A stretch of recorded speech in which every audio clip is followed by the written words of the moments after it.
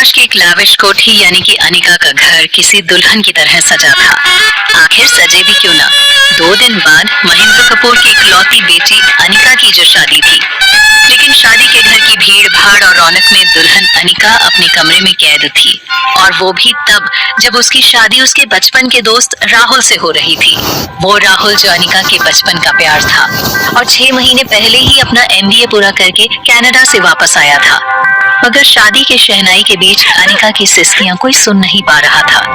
अपने कमरे में बैठी अनिका ने अपने आप को समझाते हुए कहा, तू ओवरथिंक कर रही है अनिका, राहुल तुझसे अब भी उतना ही प्यार करता है। अनिका रोज की तरह आज भी अपने फोन से राहुल को मैसेज लिख रही थी, मगर आज उसके हाथ कांप क्यों रहे थे। फिर भी उसने मैसेज टाइप किया, राहुल क्या हम अभी मिल सकते हैं।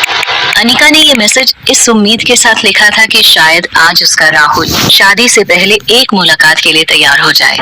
वो मुलाकात जिसको राहुल कनाडा से आने के बाद कई बार टाल चुका था।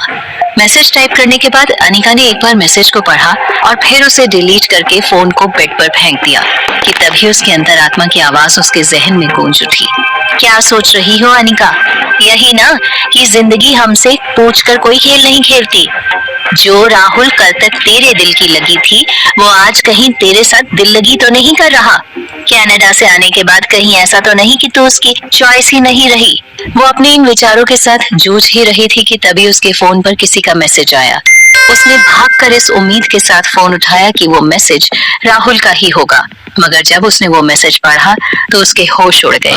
वो मैसेज एक अननोन नंबर से आया था और उसमें लिखा था, तेरा राहुल मेरे आगोश में है, मेरे साथ एक ही बिस्तर में। तुम अगर ये सोच रही हो कि मैं कौन हूँ तो मैं हूँ तुम्हारी सौतन। इस मैसेज को पढ़कर अनिका के होश उड़ गए। वो बिना कुछ सोचे नंगे पांव अपने कमरे से बाहर की तरफ भागी। वो भागते हुए घर के आंगन की तरफ गई जहाँ पर उसकी माँ मिसेस कपूर शादी की तैयारी में बिजी थी। कभी फूल माला वाले को कुछ बताती तो कभी ढोल वाले को, कि तभी अनिका बेसुध भागते हुए मिसेस कपूर से टकरा गई। अनिका को ऐसा घबराया हुआ देख उसकी माँ ने उससे पूछा, अरे बेटा सब ठीक तो है। लेकिन अनिका को सुध कहा। वो भागते हुए घर से बाहर चली गई और मिसेस कपूर पीछे से आवाज देती रह गई, अरे अनिका बाहर कहाँ जा रही हो, तुम होने वाली दुल्हन हो बेटा, ऐसे बाहर नहीं जा सकती। लो कर लो बात, आजकल के बच्चे तूफानी है सच्ची। तभी फूल सजाने वाले ने मिसेस कपूर को आवाज दी और वो अनिका के इस तरह जाने को नजरअंदाज करके फिर से अपने काम में मसरूफ हो गई। अनिका जल्दी जल्दी घर से बाहर निकली और अपनी कार में बैठ गई। अगले ही पल अनिका की लग्जरी कार फुल स्पीड में साउथ दिल्ली की सड़क पर हवा से बात कर रही थी। अनिका अपनी गाड़ी चला ही रही थी कि तभी कार के FM रेडियो पर एक गाना बजा, आपकी नजरों ने समझा प्यार के काबिल मुझे, दिल की ये धड़कन ठहर जा मिल गई मंजिल मुझे। अचानक से इस गाने को सुनते ही अनिका की आंखों से आंसू ढलक गए और उसने गुस्से में म्यूजिक सिस्टम को बंद कर दिया। ये वही गाना था जो कनाडा जाने से पहले राहुल अनिका के लिए गाते नहीं थकता था। गुस्से और बेसब्री में अनिका का पैर एक्सीलरेटर पर पड़ा और उसकी कार आउट ऑफ कंट्रोल होकर सड़क पर भागने लगी। थोड़ी देर बाद वो जैसे ही राहुल के घर पहुंचती है तो उसने देखा कि वहां भी राहुल और अनिका की शादी की तैयारियां जोर शोर से चल रही थी। घर का हर इंसान उस फंक्शन में बिजी था। ये देखकर अनिका ने खुद से कहा, राहुल यहाँ कैसे हो सकता है, ये क्या हो गया मुझे। अगर मैसेज में उस लड़की का कहना सच है तो वो किसी होटल में होंगे, यहाँ नहीं। घर में इतनी भीड़ के बीच राहुल अपने बिस्तर में किसी अनजान लड़की के साथ कैसे हो सकता है। इतना सोचकर अनिका जैसे ही वापस जाने के लिए मुड़ी तो उसने कुछ ऐसा देखा जिसे देखकर उसके चेहरे पर एक मुस्कान आ गई और वो एक्साइटेड होते हुए बोली, इसका मतलब राहुल घर पर है, वो भी बिना उस लड़की के, क्योंकि कोई भी लड़की इतनी गहमा गहमी में राहुल की हम बिस्तर कैसे हो सकती है। दरअसल अनिका की नजर राहुल की कार पर पड़ी थी। वो कार राहुल किसी और को छूने भी नहीं देता। उस कार की प्रेजेंस अब अनिका की बिखरी दुनिया को समेटने लगा था कि तभी अनिका के कानों में राहुल की कजन की आवाज पड़ी, चाची राहुल भैया कहाँ हैं? और तब राहुल की माँ ने जवाब देते हुए कहा, राहुल अपने कमरे में है बेटा, अनिका 2 घंटे पहले आई थी, तब से दोनों वुड बी हस्बैंड वाइफ कमरे में ही है। अब मैं बोलूंगी कि शादी से पहले इन दोनों को नहीं मिलना चाहिए तो तुम लोग कहोगे कि मैं आउटडेटेड हूँ। ये सुनकर अनिका चौंक गई। राहुल पिछले 2-3 घंटे से अपने कमरे में होने वाली बीवी अनिका के साथ है, यानी कि मेरे साथ। How is it possible? इतना सोचते ही अनिका छुपते छुपाते राहुल के कमरे की तरफ भागी। वो कमरा राहुल की कोठी की छत पर एक पेंट हाउस की तरह था। अनिका जैसे ऊपर पहुंची तो उसके दिल की धड़कनें और सांसें तेज हो गई, सिर्फ ये सोचकर कि वो राहुल से मिलने यहाँ उसके घर पर आ तो गई, पर उससे मिलकर बोलेगी क्या? राहुल के कमरे में खुद वो कैसे हो सकती है? क्या वाकई में राहुल उसे धोखा दे रहा है? जैसे ही अनिका राहुल के कमरे के बाहर पहुंची कि तभी अंदर से उसे किसी की आवाज सुनाई दी। उस आवाज को सुनकर उसे थोड़ा अजीब महसूस हुआ। वो थोड़ा आगे बढ़ती है तो पाती है कि कमरे का दरवाजा थोड़ा खुला था। दरवाजा खुला देखकर अनिका दरवाजे से झांककर अंदर देखने पर पाती है कि बेड पर राहुल किसी लड़की से लिपटा हुआ था। ये देखकर उसके पैरों के नीचे से जमीन खिसक गई। इसके पहले कि वो खुद को संभालती, तभी जबरदस्ती उस लड़की ने राहुल को अपने ऊपर खींच लिया और उसे किस करने लगी। राहुल भी उस लड़की को किस करने लगा। उन दोनों की तेज सांसों की आवाज अनिका को साफ सुनाई दे रही थी। ज्यों-ज्यों राहुल उस लड़की के करीब आ रहा था, राहुल का प्यार अनिका से दूर होता जा रहा था। तभी अनिका के कानों में राहुल की आवाज गई।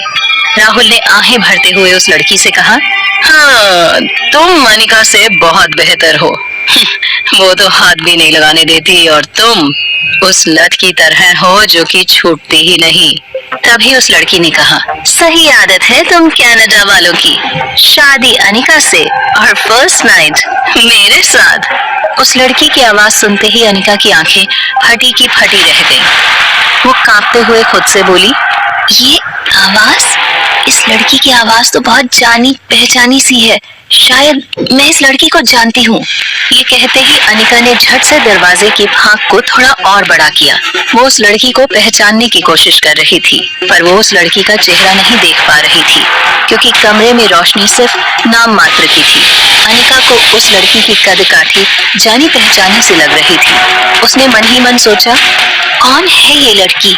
ये इतनी जानी पहचानी सी क्यों लग रही है? मैं शायद इस लड़की को जानती हूँ।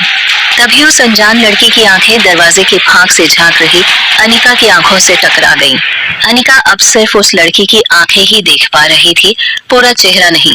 उस अनजान लड़की ने अनिका को घूरते हुए राहुल को और कस के भींच लिया और उसके चेहरे पर एक कुटिल मुस्कान आ गई।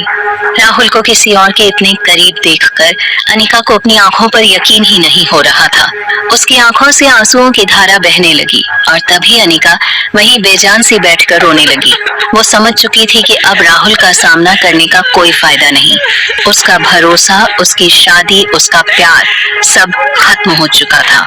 उसी वक्त उस कमरे का दरवाजा हवा से बंद हो गया। उस कमरे का दरवाजा बंद तो हो गया था, पर उनकी आवाजें अनिका को बाहर तक सुनाई दे रही थी।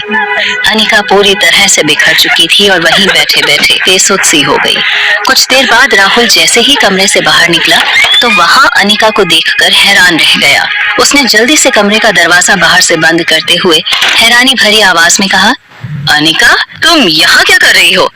तुम्हें तो इस वक्त अपने घर पर होना चाहिए था ना? इस पे अनिका ने कहा, और उस लड़की को राहुल, वो लड़की जो इस वक्त तुम्हारे बेड पर है, उसे इस वक्त कहाँ होना चाहिए था? तुम्हारे बेडरूम में। इतना कहते ही अनिका फिर से टूटने लगी। आखिर वो राहुल से सच्चा प्यार करती थी। इस बार अनिका रोकर गिड़गिड़ाते हुए बोली, राहुल, पता नहीं क्यों अभी कुछ देर पहले जो मेरी आंखों ने देखा, मुझे उस पर यकीन ही नहीं हो रहा। तुम मेरे साथ कोई मजाक कर रहे हो ना? हाँ, ऐसा ही हुआ है ना? प्लीज प्लीज कह दो ऐसा ही हुआ है राहुल। अनिका के इस सवाल पर राहुल ने पहले तो इधर उधर देखा और फिर हिम्मत जुटाकर बोला, अनिका, मैं अब तुमसे प्यार नहीं करता। मैं तुमसे शादी भी नहीं कर पाऊंगा, स्पेशली अब जब तुमने मुझे और मेरा मतलब इस लड़की को देख लिया है। Let's call of this marriage. अब बात खुली गई है तो मुझ में हिम्मत आ गई है। मैं तुमसे तब प्यार करता था जब कनाडा नहीं गया था। पर कनाडा जाकर मुझे ये पता लगा कि तुम मेरे टाइप की नहीं हो। राहुल की बात सुनकर अनिका सहम गई और बोली, टाइप? टाइप से क्या मतलब है?